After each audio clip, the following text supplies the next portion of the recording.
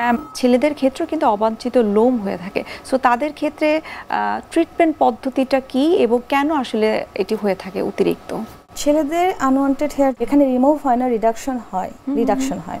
তো সেক্ষেত্রে তাদেরকে, এটাকে আমরা হাইপারট্রাইকোসিস বলি, যেটি বিভিন্ন কারণে হয়। কনজেনিটাল হতে পারে, জেনেটিক কারণে হতে পারে। আর অ্যাকোয়ার্ডের ক্ষেত্রে কিছু কিছু মেডিকেশন, মিনক্সিডিল বা সাইক্লোস্পোরিন, এরপরে কিছু টপিক্যাল প্রোডাক্ট ব্যবহারে, যেমন মিনক্সিডিল হেয়ারের জন্য ব্যবহার করছে, সে কারণে তার হাইপারট্রাইকোসিস হচ্ছে। তো এই ক্ষেত্রে আমরা হেয়ার রিডাকশন লেজার এখানে ভালো রেসপন্স করে। আর হেয়ার রিডাকশন লেজারের ফলে, যেটা আমি আগে বলেছি, যে রিডাকশন হয়, এটি কিন্তু রিমুভাল হয় না, এবং ছেলেরা তাদের হারানো কনফিডেন্স ফিরে পায়। আচ্ছা, এর পাশাপাশি আসলে জীবনযাপনের আর কি কি পরিবর্তন করলেও সেটাকে আসলে থামানো সম্ভব বা মেনটেন আসলে তাদের করা উচিত, বিশেষ করে ছেলেদের ক্ষেত্রে দেখা যায় যে বিয়ার্ডের ক্ষেত্রে তাদের একটু বেশি হচ্ছে, বা ভ্রুটা তাদের অতিরিক্ত ঘন, নাকের পাশে অবাঞ্ছিত লোম দেখা দিচ্ছে।